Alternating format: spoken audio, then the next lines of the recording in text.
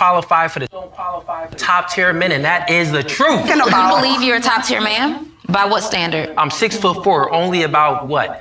8% of the entire world is 6'4". I make well over 100K a year. And I'm black at that if you add that on. So just if we're speaking about those figures, the things that women are attracted to, I'm not gonna toot my own horn, but I'll let you do the math. Okay, before we go, what's your math saying? The conversation and the words that are coming out of the mouth of someone like you, I would never consider top tier. A top tier man is also a man that is extremely desirable by way of his character. A top tier man is a man who displays a certain level of intellect that allows him to consider other people. A top tier man, they lead with love, not with dictatorship, right?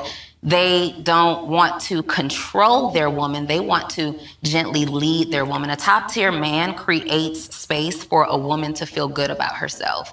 A top tier man supports the dreams and the ideas of a woman. A top tier man prioritizes a woman. A top tier man is in leadership and working as hard as he is to give the woman the life of her dream. And with all that stuff that you just said, that was just womanese talk. Womanese is also 6'4", black, attractive. I don't know too many women in my circle who desire a 6'4" man still wearing braids. Okay. Wearing braids. Crazy. All right. Insult aside, what do you think about what she said in response? First of all, what do you think about what he said that makes him a top tier man? What he said was extremely ignorant. He deserved to get chumped off. However, I agree with some of the things she said, but a large part of the stuff that she was saying was a man to do this for a woman, a man to do that for a woman, a man to do this for a woman, and did this and that. And I believe a man, if you're married, I should prioritize my wife. I should leave room for my wife to be able to pursue whatever endeavors God has put on her heart to pursue. I should create space for her to be who she is. And although I'm cool with that. But I just think both of these people are talking from a worldly perspective. So as a believer, you have to be able to decipher what's of God and what's not. Me, I'm 6'4". Like, just because you 6'4", $100,000, and you think like the worldly standard is black women, with braids. Women want a tall black man with money. You know what I'm saying? That's ignorant. Like, that's a worldly standard. But some of the stuff she was talking about, like, she really just broke down, you know what I'm saying, a guy with a bunch of money. You know what I'm saying? So it's like, you got to be able to take some of the things she said were very good and very true, but you got to be careful who you're subscribing to when you're getting advice on how to have a godly relationship. You should be talking to people who have a godly marriage, or people who have biblical understanding of biblical concepts on how marriage should work. You shouldn't be listening to these podcasts with people with a worldly perspective on how you should navigate your relationship. Eagle Z to the grave said he said nothing wrong, maybe incomplete, but from a natural world standpoint, he was on target. Yeah, natural world standpoint. Being tall, black, and over 100K? Well, that make you top tier? That's it? Shania, that's what we're hearing. We're hearing if you're not tall enough, if you're not, if you don't have enough money. Like, so guys are hearing that over and over again. What's the truth? Like she said, character? We got our 5'3" kings out here that got more character than this man was 6'4". And Shania, are you going to date a 5'3" man? No, but you have women. No, but you have women that are in his age range that would be suitable for him. I'm like 5'5", 5'6". I wear heels. I'm not trying to bend that low. But hold on. Now he's 5'3". He loves Jesus. He loves Jesus. Amen. He's a good steward of his finances. Has a great career. Amen. He's impactful and he's influential in the community, doing a lot of positive things with the youth. Like, good character, treats you like you want to be treated. He just 5'3". He don't get a chance. I mean, if he all that, he can ask me on a little date or whatever. We can see if it worked. But I'm just. And there you have it. I'm glad this happened because we all have. Okay. I think men are a little confused. I do think that we have been taught that those are the requirements. Those are the people we see get all the attention. Those are the people that are chased after.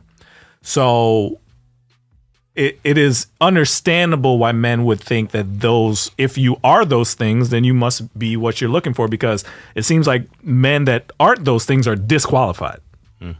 What do you say to a young man who may be 5'8", 5'11", not 6. Talk you know to what I me. mean? Talk to me. 5'9", 5'8". I could do a 5'9". I could do a 5'8". 5'7", 5'6", 5'5". You know what I'm saying? Or maybe they make 90,000, 80,000, 70. At one point, the average 60. black man made anywhere from $30,000 to $40,000. So that's like, So you're making 90, that's amazing. You're making 60, 70, 80, that's amazing. I just think we just need to reset because yes, it's nice to hear that character and all those things, but it sounds like what I think men are hearing is as long as you're 6 foot and have $100,000, Tall, then dark, handsome with a character, bag. then that. So I think that's the confusion. Is a lot of women, no matter what they say, they still say he's how short. Because I know women. How much money? I know women in the church right now dating tall men with money, getting treated like trash, and they're not leaving, and they're still there because of the way it looks, the perception. But I know perfectly, I know perfectly good guys, 5'6", 5'7", who will give a woman the world, and they single right now in the church. So I think it's okay to have preference. I just think it's ignorant to say that every woman wants you just because of that. Exactly. That's the ignorance. And I think with her, some of the things that she was saying is like, it was just like, he gives me this, he gives me that. Yeah. You're coming across very materialistic. Now, the good character, the giving you space to do the things you need to do and respecting you and honoring you and prioritizing you as a wife, you know what I'm saying? Like, those are good things. But a lot of that stuff, what he does, me, Yeah, me, it was you know very what I'm saying? me. And I think that's the issue that we're running into. So you got the worldly guy saying, if I'm tall with a bag and I got something going for myself, she gonna like me. Over here, if you ain't making X, Y, and Z, or got this going up, you ain't a certain height and got X, Y, and Z, then I ain't fooling with you. And that's what's going on. And that stuff has infiltrated the church. Yeah. We have to get back to seeing what does God say? What does God say? So here's the truth, and I don't think anybody wants to hear the truth, but let's just go for it. There are some things that are just preferences. You can't force a young lady to like you if she just don't like you. All right. So that if she don't like your height, she don't like your color, whatever, you can't make her. All right. But that's not what makes a top tier man. Right. What makes a top tier man is, like she said, character. But what are we talking about? We're talking about godly character. Right. We're talking about somebody that says every decision they make, they say, God, what do you want? What do you want from me? What do you want me to do? That believes, first of all, just plain as day, believes in Jesus Christ, that he is God, that put his faith in him, that happened, and that's done, settled in his mind. There's no questions about that. The only thing that happens from now on for that top tier man is, where do you want me to go today, Lord? How am I getting closer to my purpose today, Lord? Should I stop doing this, Lord? Like somebody who's constantly checking in with God to say, reading his word, saying, am I on the right path? That puts this in front of this. That's what a top tier man is, regardless of how much money they have or their height. Now, if those conditions are satisfied, then you can start talking about, I want him to have this kind of hair, or I want him to have this kind of height, or this kind of money, or whatever. Those things should be the default disqualifying characteristics before you even get to any kind of look or status elements. Those should be all negotiable, right? The ones that are non-negotiable is everything I just said. That's what a real top tier man is. Yeah. And to add to that, I would say, because like what you're describing is submitted to God. Does he have integrity? Does he invest his time and his space and resources into things outside of himself? Or does he only care about what he looks like and what he presents as? Does he take care of the things that he has well? Does he shepherd that well? Does he serve? Does people at his church actually know him? Or is he in and out? Good communicator. Good communicator? Is he submitted to someone in authority? Does he have a mentor? Does he have friends that hold him accountable? Does he have accountability partners? Like, you're right. There's a lot of these things that we need to check. Does he have self-control? That's one. What his friends look like? Does he have female friends? How does he treat them? And man, a lot of folks ain't checking all that stuff in the church. They looking like, oh man, he saved, he look good. Shoot, let me see what's up. If we being real, that's what going. Oh, he believe in Jesus. Oh, okay then. Oh, he look good. This and that. And dude, the same way. Oh, she saved. Okay, then. Shoot, she thick. Yeah, All right, you then. need to hear more. But that's the world kicking into it. We That's need what to I'm be saying. more kingdom minded when it comes to that. It has infiltrated the church. Yeah, because when you're Karen- choosing a life partner, life is a long time. So Yeah. Karen That's a long Hardy. time. Karen Hardy said, "Those men are scarce, Sean." Yes, unfortunately, yes. Yeah. I know some good guys. I don't know how to help you with that Some part, good short but those are guys, still man. requirements. I know I some was good thinking short about guys, that. man. I was like, once you get through this list, you That unfortunately Physical that's the stuff. truth. Gotta- But what I those got here. but those things are non-negotiable, even if the answer is nobody. Believes in God, turns to Him for every moment of their life. You can see progress in their character. They don't just say they have character, but you've seen it. You've seen them apologize. You've seen them. take have a accountability. decision in front of them, and they may have wanted to do this, but they decided to do this because of God. You have to.